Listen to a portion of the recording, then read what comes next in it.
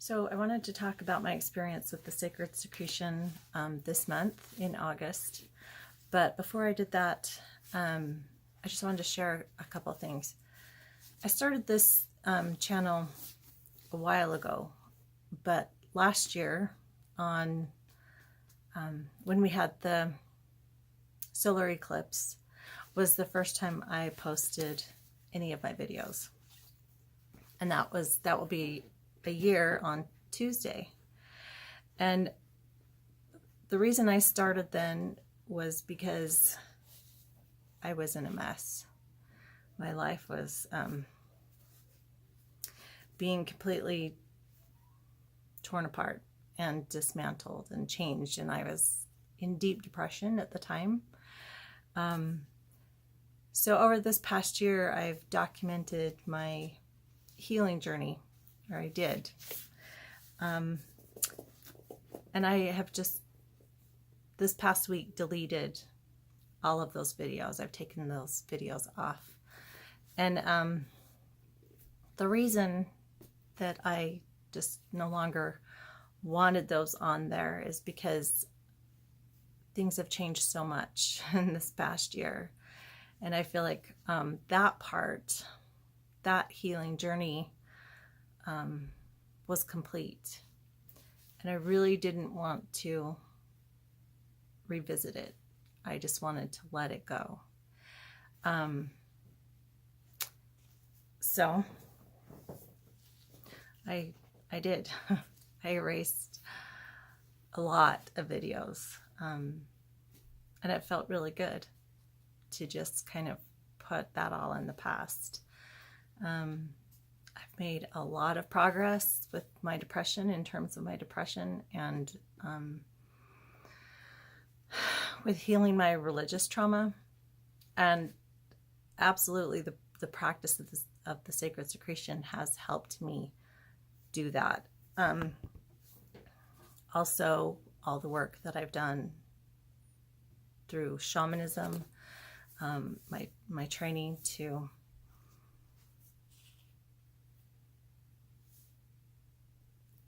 work with that sacred modality, that was probably the number one thing that helped me get through my depression, and helped me to find this path and practice it. So I just wanted to say why I took down the videos. It's because it was my final way of releasing that part of my life. And so now, as I'm working on this next year, taking that healing to a little bit deeper level, I plan on sitting in ceremony like I did last year. That was deeply healing, and I wouldn't be where I am today without that experience. So I look forward to doing that again and seeing where it takes me this time. My experience this month with the Sacred Secretion was really, really good.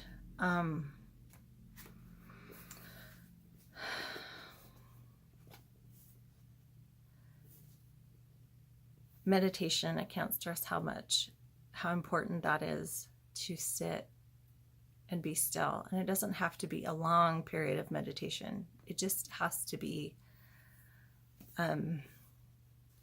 with the right intention, basically connecting to that stillness within yourself.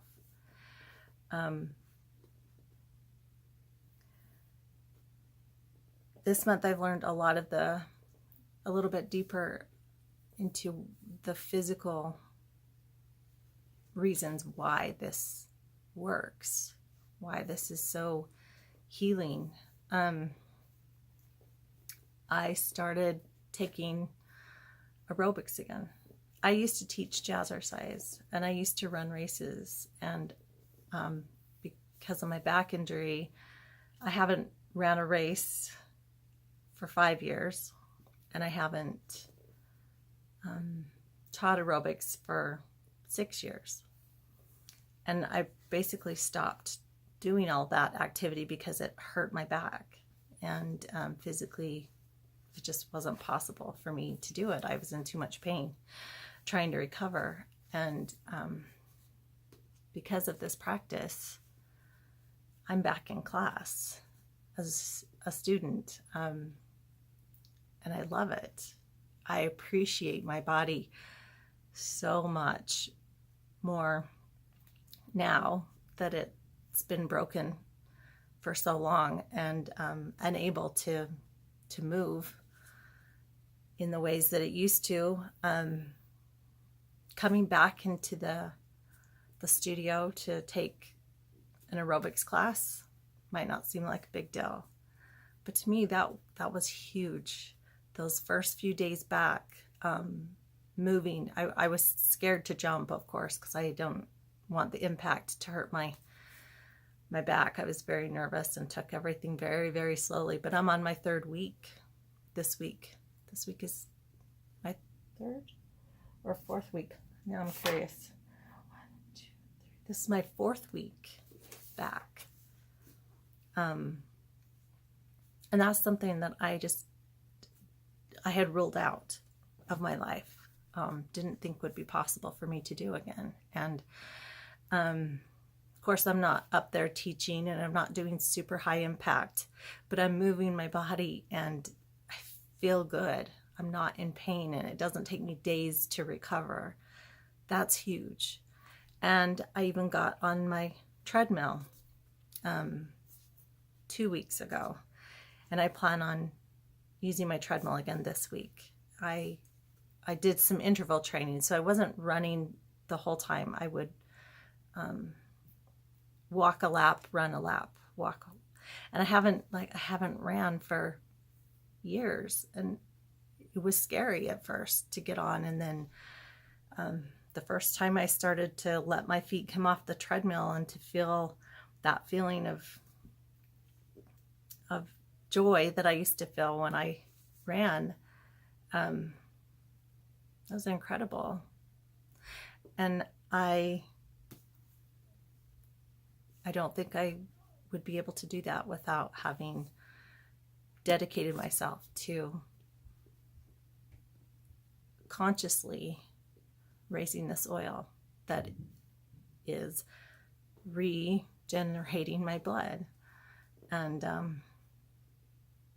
healing my body. I have a couple book suggestions. The first one is Occultism for Beginners, William H. Dower. There's also a website, I think it's called the Temple for the People, that he was involved with starting. And again, a lot of these great books come from the early 1900s. This one was written in 1917.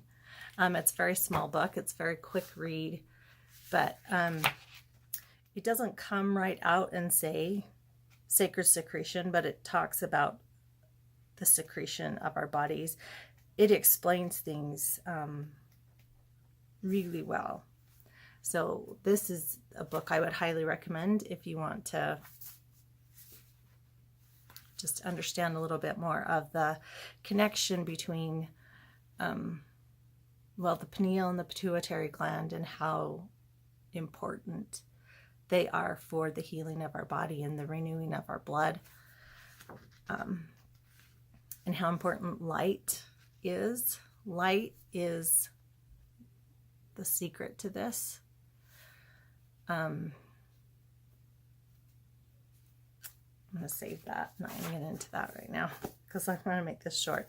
The second book that I would really recommend is this one, Man Was Not Born to Cry by Joel Goldsmith. I just recently bought a lot of his books because this one's a lot longer read, but it's so good. And it explains this concept of God so much better, and why the 7 deadly sins, those vices need to be healed for this process of the secretion. Why we need to work on turning those things into virtues. Why wrath matters. Why lust matters. Why greed and envy and gluttony make a difference in whether or not your body heals. And why it can't do this process if you're holding those vices in your heart and in your mind. It doesn't work. You have to change those things. And so this book, again, doesn't specifically talk about the secretion, but it does if you know the occult symbols and what it talks about with God, about understanding how God is within and the kingdom of heaven is within, and to not be looking for this outside of yourself. It's excellent. So another book I would highly recommend. September, I turn 50. Next month I turn 50. And I'm sitting once again in ceremony, teepee ceremony, with the sacred plant medicine, and it will be exactly a week after my moon time. So I probably will not post another video until I have had that experience and see what happens. So next month's going to be a big one for me. And I will probably do a lot of fasting in preparation for that. That is the other key. Besides meditation, if you do nothing else, add fasting, even if it's just intermittent fasting. I try to fast at least 12 hours every day, 12 to 14. Give my body that rest. And then today is Sunday, so today I'm taking in no food.